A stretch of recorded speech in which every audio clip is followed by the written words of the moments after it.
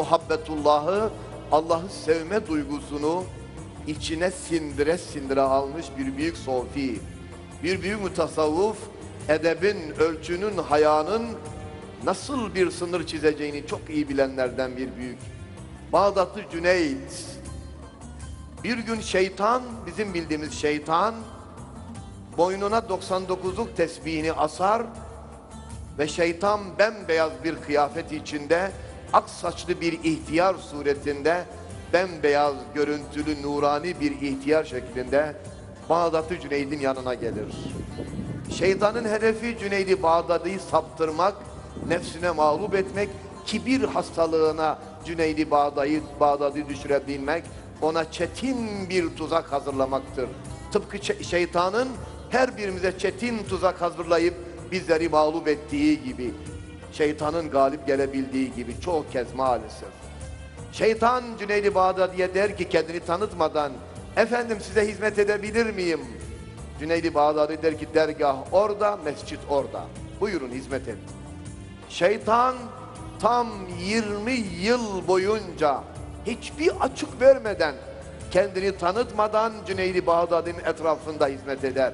Cüneyd'in abdest suyunu taşır, ayakkabısını taşır, bastonunu taşır, hırkasını taşır, camiyi süpürür. Şeytan tam 20 boyu boyunca hiç usanmadan bu hizmetine devam eder.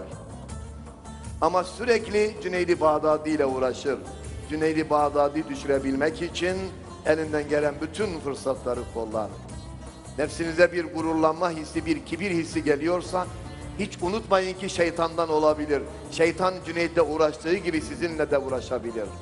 20 yılın sonunda şeytan pes eder. Cüneyd-i Bağdadi'ye çıkar ve der ki efendim ben müsaade istiyorum gideceğim. Cüneyd der ki gelirken bana danışmadan, giderken de bana danışmana gerek yok. Yol açık gidebilirsin. Şeytan döner ve der ki Cüneyd beni tanıyor musun? Cüneyd-i Bağdadi der ki seni tanıyorum. Kimim ben? Sen şeytansın der. Cüneyd-i Bağdadi'ye şeytan der ki beni ne zaman tanıdın peki? Cüneyd-i Bağdadi der ki ilk geldiğin an senin hilekar şeytan olduğunu ben anında fark ettim. Şeytan şöyle diyecektir. Cüneyd sen nasıl muhteşem bir adamsın. Ben binlerce insanı yoldan çıkardım ama seni yoldan çıkarmak mümkün değil. Sende muhteşem bir karakter ve ahlak var.